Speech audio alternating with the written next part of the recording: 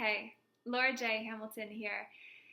And this message is actually going to be a poem that I came across today that really spoke to the core of my soul. I am in a big transition, which is really exciting and also terrifying. And people say, "What do you think?" or "What are you going to do?" or "How is it going to work?" And all of those questions are answered with more questions. And it all comes back to the fear of standing in your greatness. And this poem by a woman named Gina Hatzis is more her experience than anything, and yet it's beautiful enough to be recited. And so here I share this message with you because you're likely in a transition yourself, whether it is now or whether you have one pending. We are creatures of change, constantly going through that liminal phase between life as we knew it and life that will become ours. And that in-between phase is incredibly uncomfortable and terrifying, and it's here that most people retreat back to what they once knew and yet were unsatisfied with. And so this poem is called "Am I Fearless?"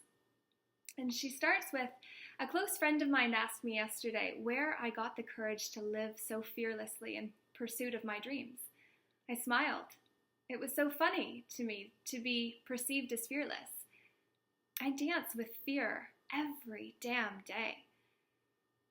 Fear nudges me awake in the morning, reminding me to start worrying because I have so much on my plate.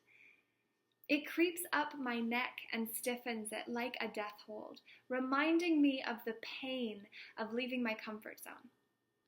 Fear interrupts my breath in the moment I sit down, take a breath, or am having fun, reminding me the clock is ticking away and I don't deserve any respite. Fear shoots down my arms and numbs my fingers as I hit the post button, reminding me of my precious vulnerability. Fear washes over me as I stand in front of my audiences before a talk, reminding me I have nothing of value to say. Fear grips my heart the moment my head hits the pillow, reminding me that it is relentless in its chase and, like the boogeyman, will never, ever let me rest. I have never been fearless, and I don't think I ever would be. In fact, I'm not sure I ever should be. See, I look at fear differently now. Having been scared out of my mind and still choosing to move in the direction of my heart's desire, I can see something different from the other side. I see fear for what it really is. Like the Wizard of Oz, it's hardly the big, imposing, omnipotent monster of my worst nightmares. I have seen behind the curtain of fear and have sighed with relief and compassion. See, fear is the littlest part of me. It's my precious 2-year-old self afraid of my greatness, which I mistook in the shadows as a big, hairy monster. My fear loves me, and your fear loves you too. It's just misdirecting its love, much like a fearful parent. It thinks it's protecting you from this horrible possibility, when in fact it's keeping you from the very thing you most want. I have made friends with fear in my own way. I smile when it shows up, baring its sharp, gleaming teeth. I look it right in the eyes and whisper softly, "Thank you, darling. I know what you're trying to do, but I've got this. It's going to be okay." Fear often looks back quizzically, and sometimes it roars even louder. But I have learned to stand firm, with love and confidence, in the knowing that I've got this. And you, my friend, do too. That is by Gina Hatzis, Hatzis.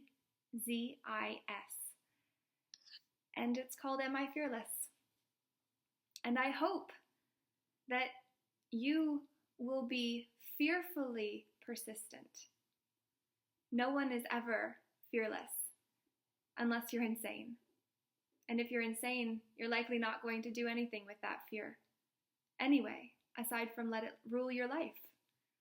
Because insanity is simply doing the same thing over and over again and expecting different results. And fear wants you to do exactly that. It doesn't want you to change. It wants you to stay in your comfort zone instead of your stretch zone. And growth and significance are always outside of your comfort zone. If you're not scared at some point during your day, you are not even close to experiencing or expressing the fullness of your divinity. And that is a travesty for the whole world, not just you, but especially for you. Therefore, wherever you are, whatever you're doing, whatever you're considering, go for it, fearfully. And yet, channel that fear into knowing you've got this. You do. And every time you go for it anyway, even if it's just a small action step, elephants are eaten one bite at a time. You've got to start with that small step in order to get yourself to the next one. And each of those baby steps are going to get you further. If you are preparing to do this massive leap and you're not quite sure you can make it, and you take that massive leap and you fall short straight on your face, the embarrassment of that fall is going to cripple you more than if you just took baby steps. I say that as much for you as I do for myself.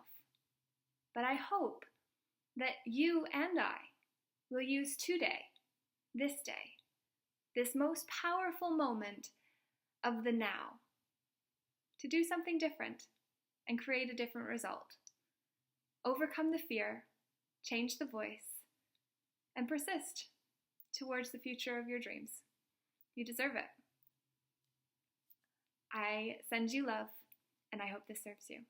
Laura J, namaste.